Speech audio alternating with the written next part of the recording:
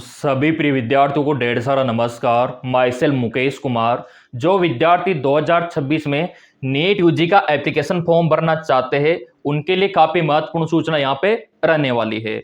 यहाँ पर आपके लिए 7 डॉक्यूमेंट्स मैं आपको बताने वाला हूं जो आपके लिए कंपलसरी रहने वाले हैं, जिनके बगैर आप फॉर्म भर ही नहीं सकते। अगर इन 7 डॉक्यूमेंट्स में एक भी डॉक्यूमेंट्स कम रहा तो आप फॉर्म भरने से वंचित रह जाओगे। तो ये 7 डॉक्यूमेंट्स आप अभी से बना के तैयार कर लेना। 1 बाय 1 करके सातों का डिटेल में देने वाला हूं और विस्तार से समझाने भी वाला हूं। कितना पुराना होना चाहिए, कब का होना चाहिए, सेंट्रल का, स्टेट का, किस डेट का होना चाहिए, हर एक डॉक्यूमेंट्स की चर्चा विस्तार से मैं करूंगा। सातों डॉक्यूमेंट्स याद रखना। तो मेरे प्रिय विद्यार्थियों, आपका एप्लीकेशन फॉर्म आने वाला है नीट यूजी 2026 का। तो ये दस्तावेज 1 बाय 1 करके आप तैयार करके रख लेना। सबसे पहले आता है आपका मार्कशीट। अब मार्कशीट की बात मैं करूं तो कौन सा मार्कशीट आपके लिए जरूरी है, क्योंकि आपका मार्कशीट काफी सारा होता है। 10वीं का होता है, 12वीं का होता है ना, 11th का होता है। तो मेरे प्रिय विद्यार्थियों, मार्कशीट की अगर मैं बात करूं तो आपके पास कंपलसरी मोस्ट कंपलसरी है 10वीं का मार्कशीट। अगर आपके पास ये नहीं है ना तो आप फॉर्म नहीं भर पाओगे। ओरिजिनल मार्कशीट आप तैयार करके रखना। 12th का इतना इंपॉर्टेंट नहीं है, क्योंकि काफी सारे प्रिय विद्यार्थी अभी 12th में पढ़ाई कर रहे होंगे, तो 12th का मार्कशीट यहाँ पे नहीं मांगा जाता। उसके बगैर भी आप फॉर्म डाल सकते हो नीट का, लेकिन 10वीं का तो होना ही चाहिए। 12th में आपका पीसीबी होना चाहिए, बायोलॉजी विषय होना चाहिए, ये याद रखना, ठीक है। तो 10th का मार्कशीट होना चाहिए, 12th का इतना इंपॉर्टेंट नहीं है। अगला कौन सा है मार्कशीट के अलावा? Government ID. अब काफी सारे विद्यार्थी कंफ्यूज हो जाते हैं, सर ये गवर्नमेंट आईडी होता क्या है? तो देखो मेरे प्रिय विद्यार्थियों, गवर्नमेंट आईडी होती है आपकी पहचान, आपका एक पहचान, जैसे कि आपका आधार कार्ड, आपका पैन कार्ड, आपका ड्राइविंग लाइसेंस, ये भी सरकारी आईडी है। तो आपके पास में इनमें से कोई भी आईडी होना चाहिए। मैं तो कहूंगा आधार कार्ड सबसे बेस्ट रहेगा, आपका आधार कार्ड, ठीक है। आधार कार्ड क्यों रहेगा? क्योंकि इसमें बायोमेट्रिक आपका अच्छे से हो जाता है। तो गवर्नमेंट आईडी के तौर पे अगर आपके पास आधार कार्ड है तो सफिशिएंट है, बाकी डॉक्यूमेंट्स की कोई जरूरत नहीं है गवर्नमेंट आईडी में। जैसे पैन कार्ड की कोई जरूरत नहीं है, ड्राइविंग लाइसेंस, वोटर आईडी, इनकी कोई जरूरत नहीं है। अगर हाँ आधार कार्ड नहीं है आपके पास तो फिर आप वोटर आईडी यूज कर सकते हो, पैन कार्ड यूज कर सकते हो, लेकिन उसमें काफी दिक्कत आएगी फिर आपको, है ना। तो मैं तो यही कहूंगा आधार कार्ड आपके पास में होना चाहिए। इसका सारा डिटेल आपका 10वीं की मार्कशीट से मैच होना चाहिए। जैसे मान लो आपका नाम, मेरा नाम, यहाँ पे आप उदाहरण ले लो।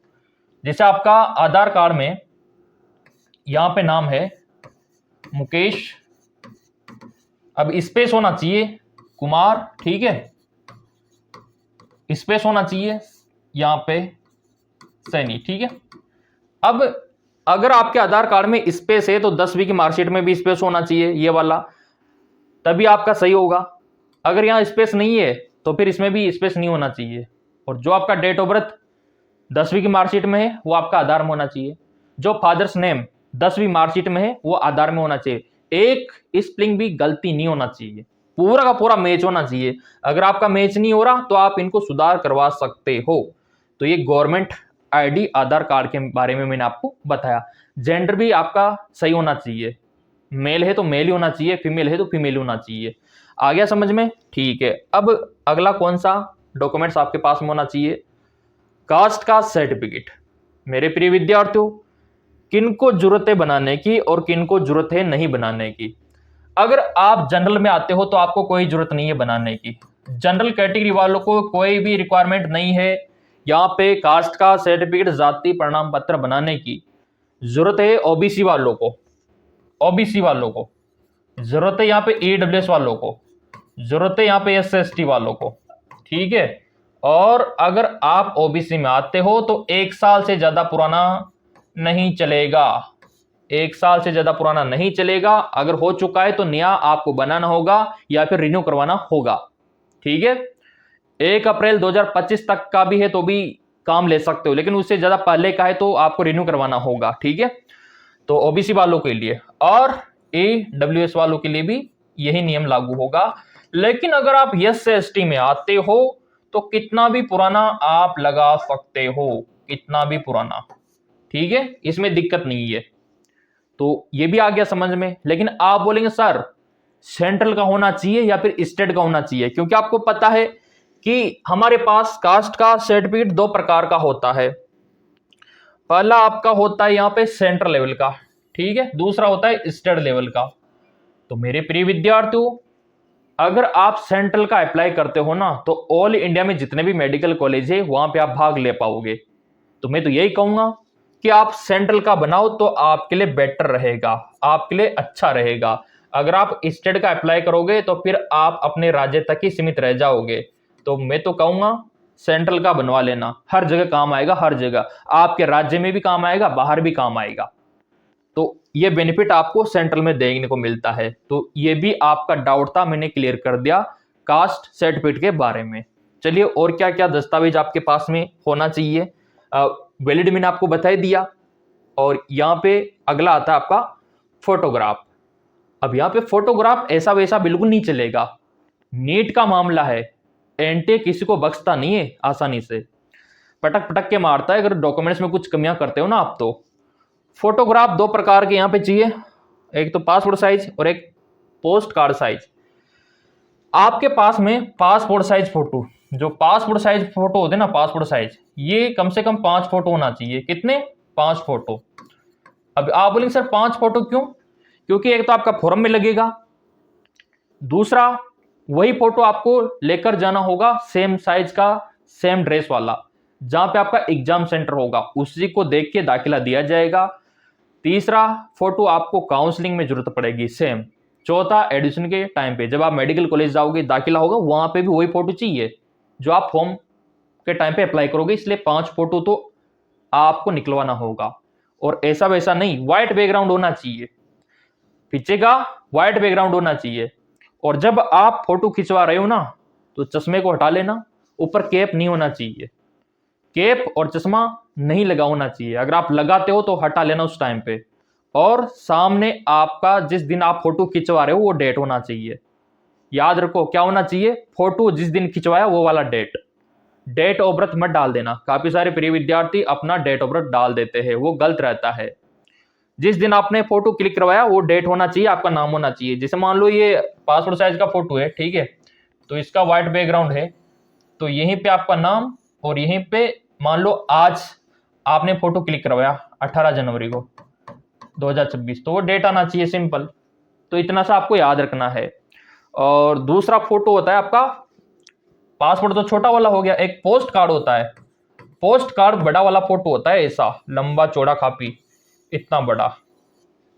तो वो फोटो भी व्हाइट बैकग्राउंड के साथ होना चाहिए, वो नीट फॉर्म में लगता है और एडमिट कार्ड के साथ पीछे लगता है। जब आप एग्जाम देने जाओगे ना, तो वो एक परफॉर्म आता है, उसमें फोटो लगा के वो आपको ले जाना होता है एग्जाम सेंटर में, वहां पे तभी आपको दाखिला दिया जाता है।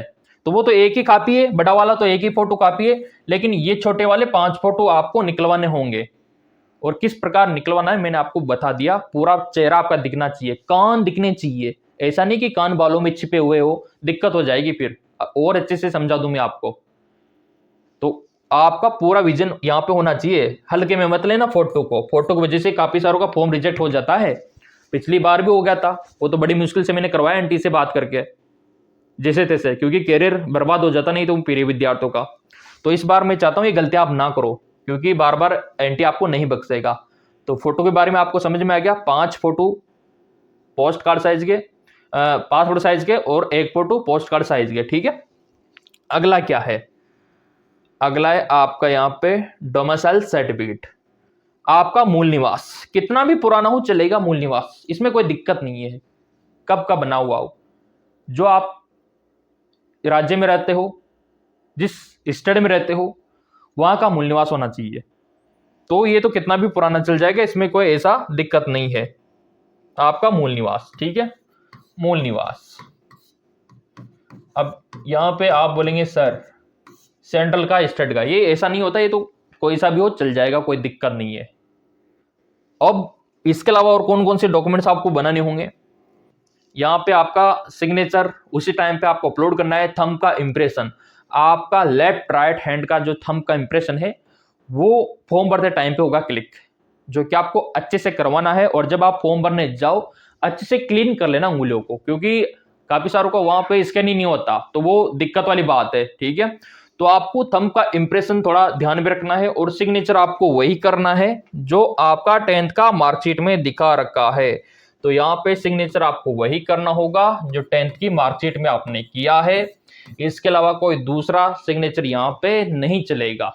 तो ये आपके लिए बहुत ही ज्यादा इंपॉर्टेंट है। तो इसके अलावा और क्या क्या दस्तावेज आपके पास में होना चाहिए। सिग्नेचर आपका हो गया, जैसे मान लो ये मेरा सिग्नेचर है, ठीक है, ये वाला, तो सेम ऐसा ही जब आप फॉर्म अप्लाई करोगे वहां पे होना चाहिए। तो ये आपके लिए बहुत ही ज्यादा इंपॉर्टेंट रहने वाला है, सिग्नेचर और थंब का इंप्रेशन। अब एक बार रिवाइज में कर देता हूं। ये आपका सिग्नेचर थंब इंप्रेशन हो गया। आपका मूल निवास कितना भी पुराना हो चलेगा, कोई दिक्कत नहीं है। आपका फोटोग्राफ यहाँ पे 5, आपका पोस्ट कार्ड साइज का तो 1 और पासपोर्ट साइज का 4-5 फोटो होना चाहिए, व्हाइट बैकग्राउंड के साथ, चेहरा पूरा विजिबल होना चाहिए। इसके अलावा आपका कास्ट का सर्टिफिकेट यहाँ पे चाहिए, आपका जाति प्रमाण पत्र। अगर आप जनरल में आते हो तो कोई दिक्कत नहीं, आपको बनाने की जरूरत ही नहीं है। अगर आप ओबीसी और ईडब्ल्यूएस में आते हो ना, तो फिर आपको नया बनाना होगा, अगर आपका 1 साल पुराना है तो। यस एसटी वालों का कितना भी पुराना हो चल जाएगा। मैं तो यही कहूंगा सेंट्रल का अप्लाई कर देना, ठीक है, ऑल इंडिया में काम आएगा। फिर यहाँ पे आता है आपका गवर्नमेंट आईडी, तो इसमें आपका आधार कार्ड यूज करना सबसे बेस्ट रहेगा। आधार कार्ड 1 नंबर रहेगा आपका, और आधार कार्ड का डिटेल आपका 10वीं की मार्कशीट से पूरा मैच होना चाहिए। आपका नाम, अगर थोड़ा स्पेस है तो स्पेस का भी ध्यान रखना होगा, फादर्स नेम और आपका यहाँ पे जेंडर। फिर आता है आपका यहाँ पे मार्कशीट, तो मार्कशीट में 10वीं का मार्कशीट सफिशिएंट है, इसमें आपका काम हो जाएगा और दुनिया की कोई भी ताकत फॉर्म भरने से आपको नहीं रोक सकती, अगर ये आपका कंप्लीट है तो। अब रही बात तैयारी की, क्योंकि फॉर्म तो आने वाले हैं तो तैयारी तो करनी पड़ेगी। तो तैयारी के लिए नया बैच स्टार्ट है, उसके लिए करना क्या है, गूगल प्ले स्टोर पे आना है, आपको एमकेएस एकेडमी ऐप डाउनलोड कर लेना है। एमकेएस एकेडमी ऐप बहुत ही ज्यादा इंपॉर्टेंट है, वहां पे नोटिफिकेशन सबसे पहले आपको मिल जाता है देखने को, और उसका लिंक हमेशा वीडियो के डिस्क्रिप्शन में अवेलेबल रहता है। अभी आपको यहाँ पे भी दिखा देते हैं, ये देखिए, ये देखिए नया बैच स्टार्ट है, ज्वाइन करके आप इसका फायदा उठा सकते हो। मेडिकल असिस्टेंट का भी कोर्स आ गया, एयरफोर्स का।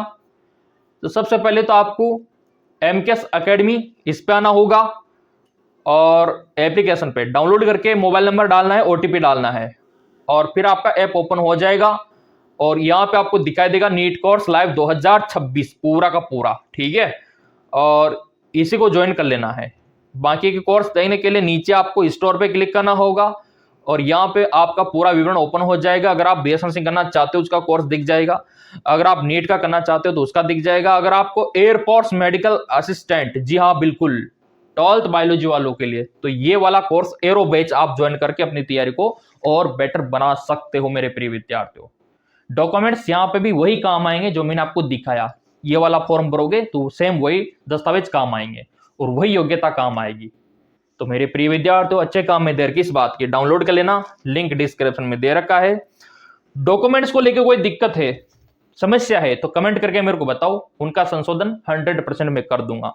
सब्सक्राइब कर लेना, वीडियो को लाइक कर देना ताकि थोड़ा मोटिवेशन हमको मिले और अपडेट आपके लिए लेके आए। लिंक डिस्क्रिप्शन में आपको मिल जाएगा। धन्यवाद।